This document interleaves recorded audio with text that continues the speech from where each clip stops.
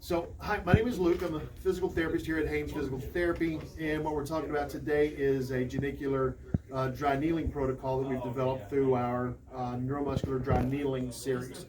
And wanted to give a little interview with one of the first people that I've used this procedure for, and her name is Lois, and Lois has agreed to be on film and demonstrate what's happening with her. A little history: Lois has had a past replacement of the left knee, and she's doing fairly well with that.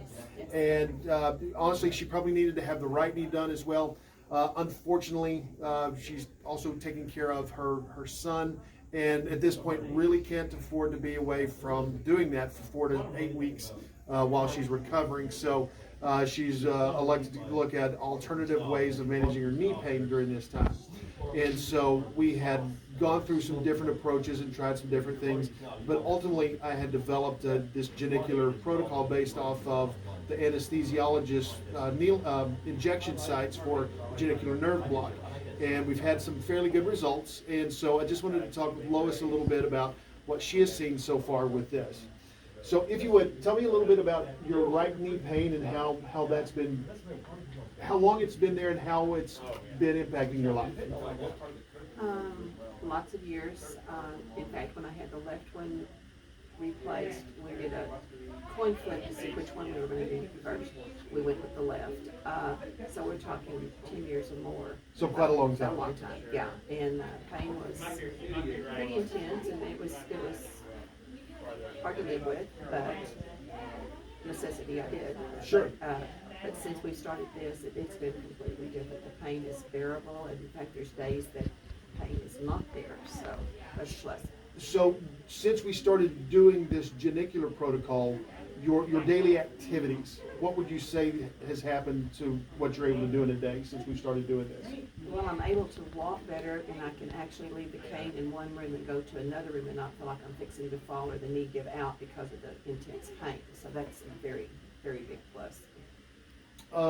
With the experience that you've had with this approach, is this something that you would recommend for people that have had an issue like this? Definitely, yeah. Okay. If my sister lived here, yeah, she'd be here. She's in Dallas, so. Well, hopefully we can get the word out about what this is, and somebody can take it on over there and apply it to her as well. Yeah, that'd be great. Yeah. Okay. All right, so the first thing when we're talking about surface anatomy, first thing on this is we want to outline the patella, and really just the superior aspect. And most specifically, the superolateral border. Because some of our needling landmarks are associated there. We then want to come in and identify the medial joint line.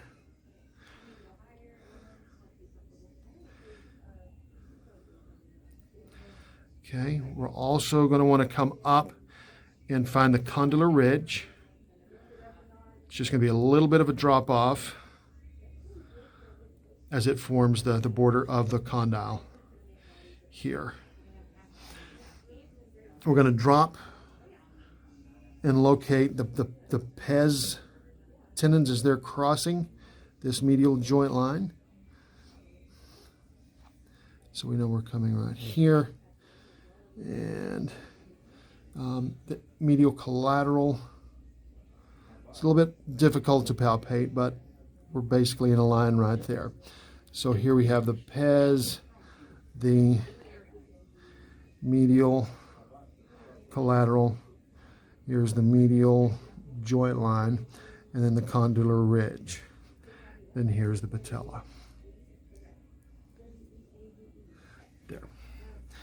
So the other structures we want to know also is the lateral joint line.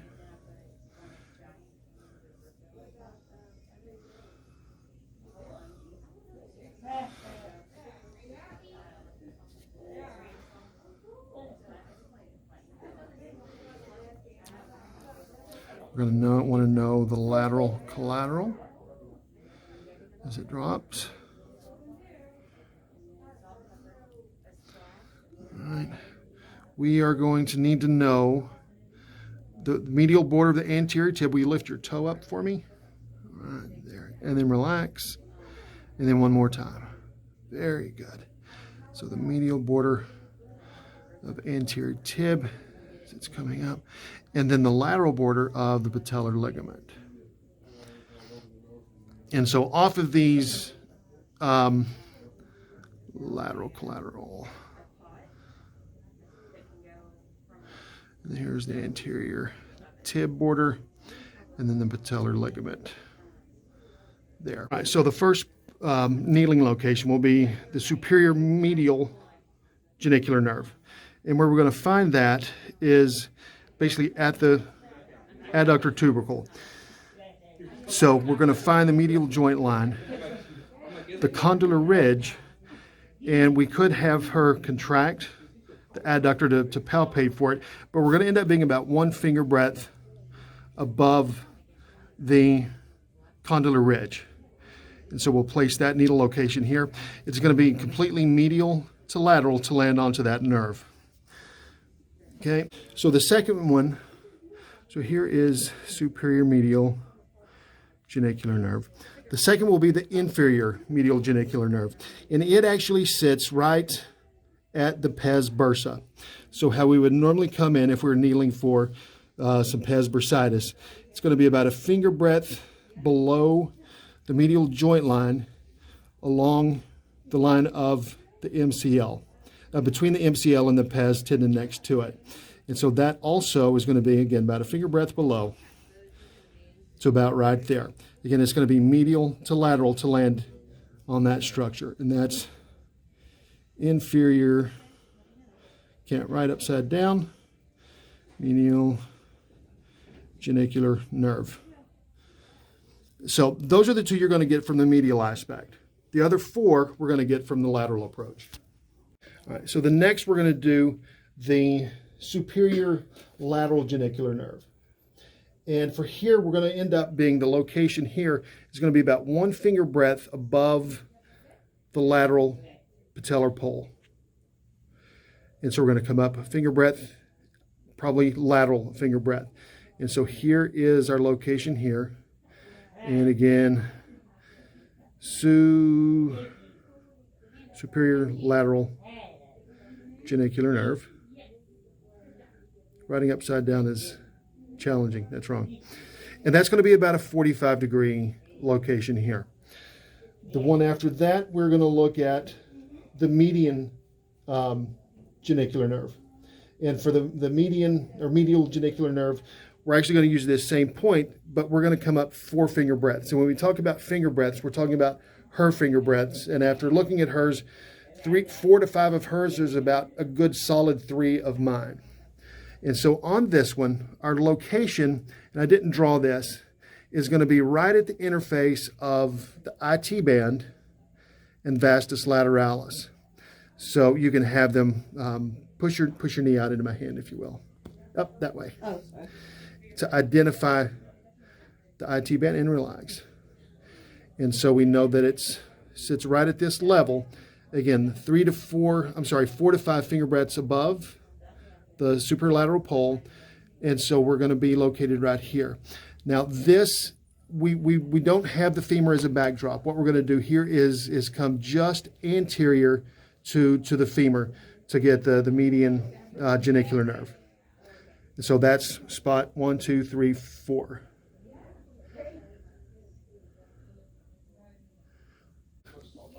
All right, so the 5th is the inferior lateral genicular nerve.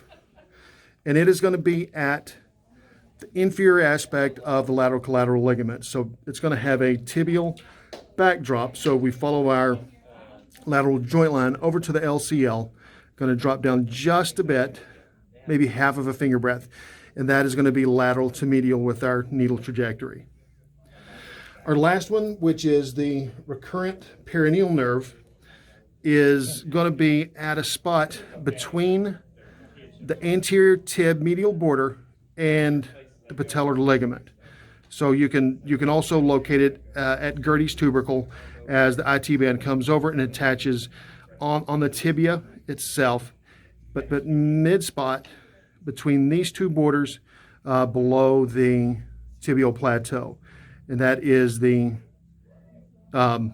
recurrent perineal nerve. So we have 1, 2, 3, 4 lateral locations. and then we have 2 medial locations. Okay, again, for the superior medial genicular nerve, it's going to be a complete medial to lateral landing on the adductor tubercle.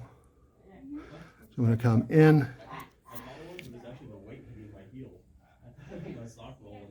to there with a backdrop on above the condylar ridge.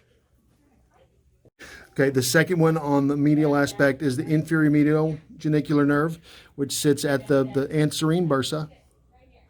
So I'm using a 6 centimeter needle on both of these. Needle length is always dependent on the patient's girth. And there will be a backdrop there. Very good. If you do need to scream, you can scream. For the medial genicular nerve, again, it's going to be at the intersection of the vastus lateralis and the IT band, and we're going to come lateral to medial, if anything, a slight anterior motion. So land just anterior to the femur. Again, that is a 6 centimeter needle.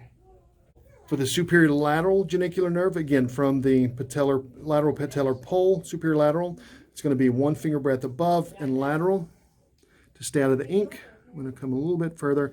And this is at about at a 45-degree angle. This is a shorter needle, about 3 centimeter.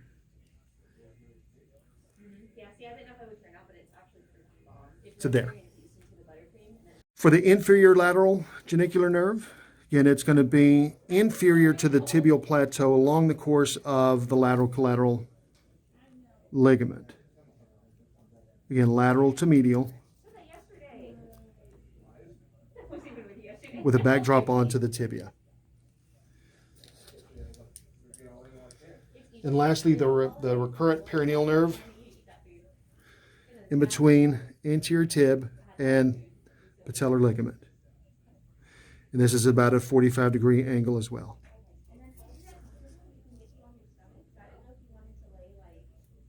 To there. So needles are placed. Normally at this point, I will put electrical stimulation on 10, 15, 20 minutes. Ideally, it's a biphasic wave, and frequency maybe an alternating 2 hertz up to 100 hertz at about a 3-second interval. And so that is the placement of the needles.